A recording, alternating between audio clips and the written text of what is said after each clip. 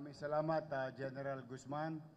At naririto, kasing ganda ng mga pulis na babae natin sa lungsod ng Maynila. At mga poging, kamukha ni Joaquin, na pulis. But anyway, kidding aside,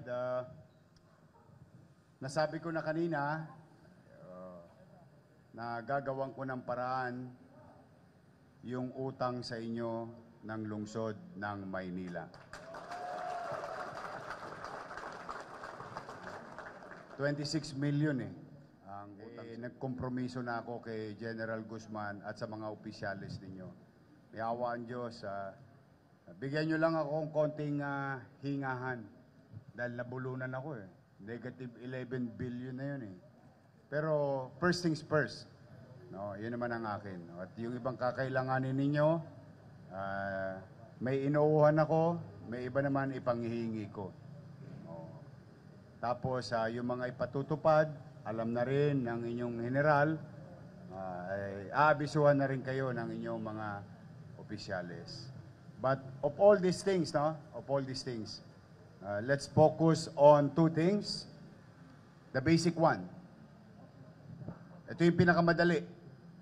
Linisin ng Maynila ng kadugyutan. Pangalawa, magkaroon ng kapanatagan ang pamumuhay sa lungsod ng Maynila. So, yung pangalawa, kailangan ko kayo. I cannot do it alone.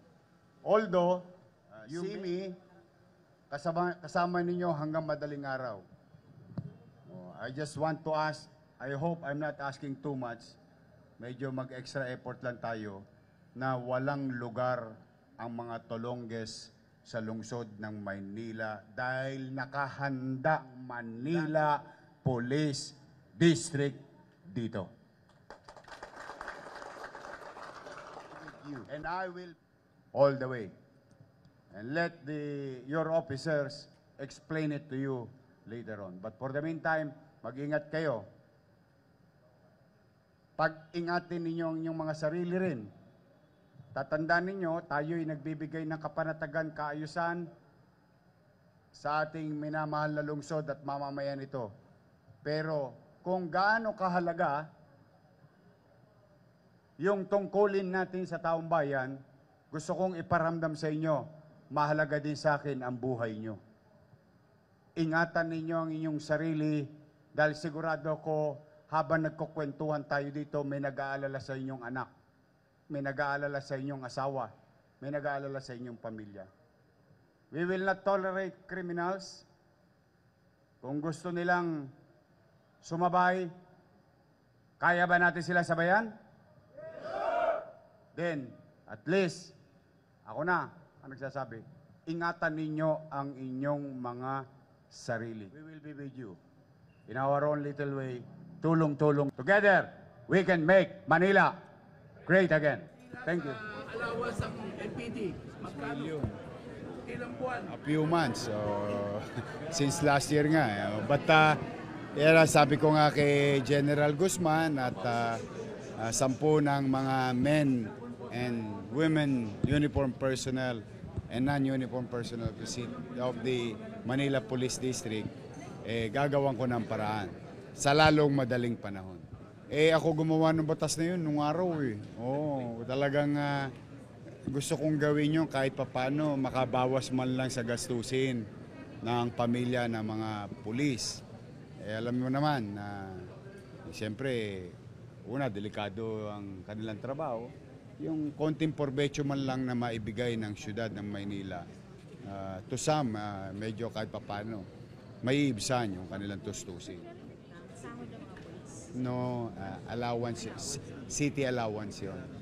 Unique kasi ang Maynila. I don't know with others, no, but in Manila we started it na ang lahat ng lespo rito ay may allowance na natatanggap sa syudad. Tulong lang ba?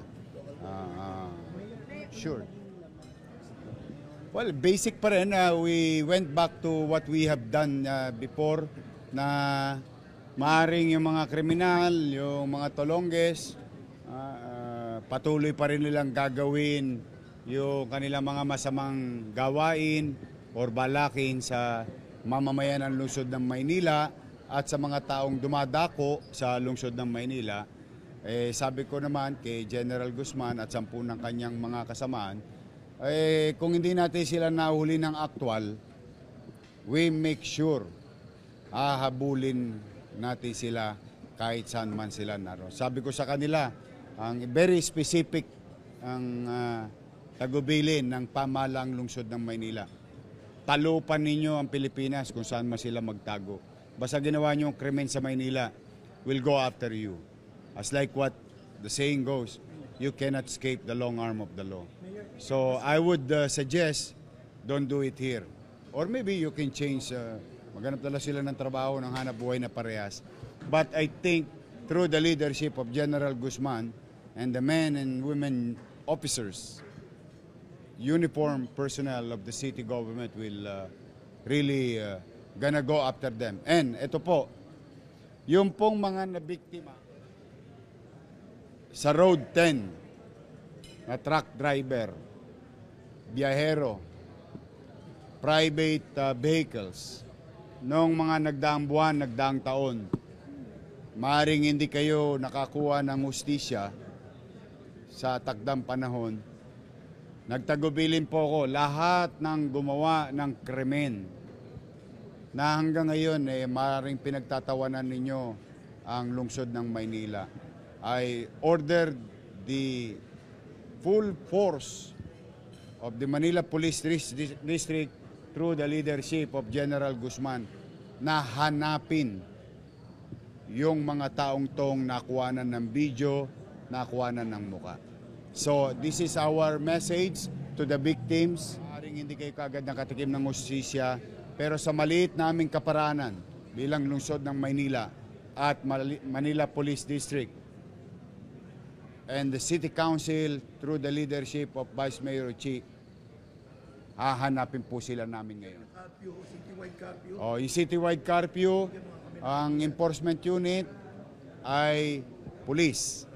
Pero ang katulong ng police ay ang Manila Social Welfare Development through Director J. De La Puente.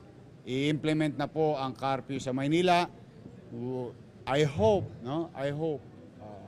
medyo tulog na lang kayo, lalaki pa kayo. Yeah?